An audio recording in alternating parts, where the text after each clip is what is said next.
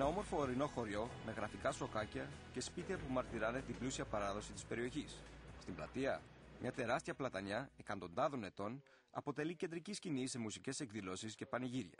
Εδώ, ο επισκέπτης μπορεί να δοκιμάσει καφέ φτιαγμένο με τον πιο παραδοσιακό τρόπο, στα κάρβουνα. Δίπλα θα θαυμάσει την περίφημη εκκλησία της Παναγιάς. Είναι ένας χώρος που μπορεί ένας ξένος να περάσει ευχάριστα και να απολαύσει μια ήρεμη γωνιά της Ελλάδας. Το χωριό όμως προσφέρει κάτι παραπάνω από χαλάρωση και όμορφες διαδρομές.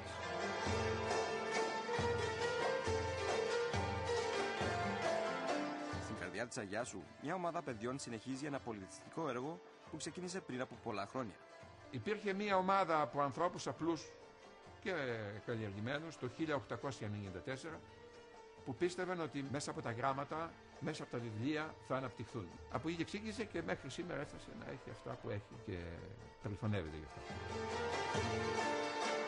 Εκτός από την αξιόλογη βιβλιοθήκη και τα μουσικά μαθήματα, εδώ διοργανώνονται πολλές πολιτιστικές εκδηλώσεις στο υπέροχο θέατρο που διαθέτει.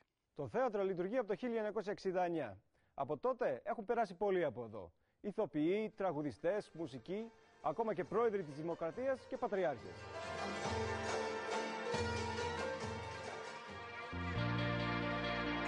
Για τους λάτρεις της φύσης, τα δάση που περικυκλώνουν την Αγιάσου προσφέρουν πανέμορφες διαδρομές. Έχουμε μια ιδιαιτερότητα. Μας λείπει η θάλασσα, αλλά έχουμε μια θάλασσα από πράσινο.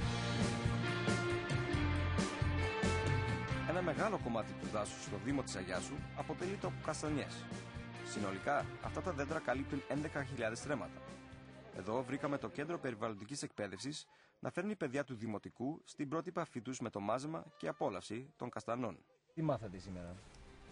Μάθαμε πώς να μαζεύουμε τα κάστανα και περάσαμε μια εκπαιδευτική εκδρομή. Γενικώς περάσατε καλά? Ναι. Ποιος άλλος πέρασε καλά?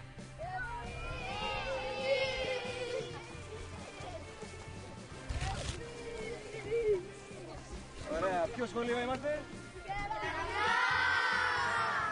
Χαιρετίσματα από την Κεραμιά.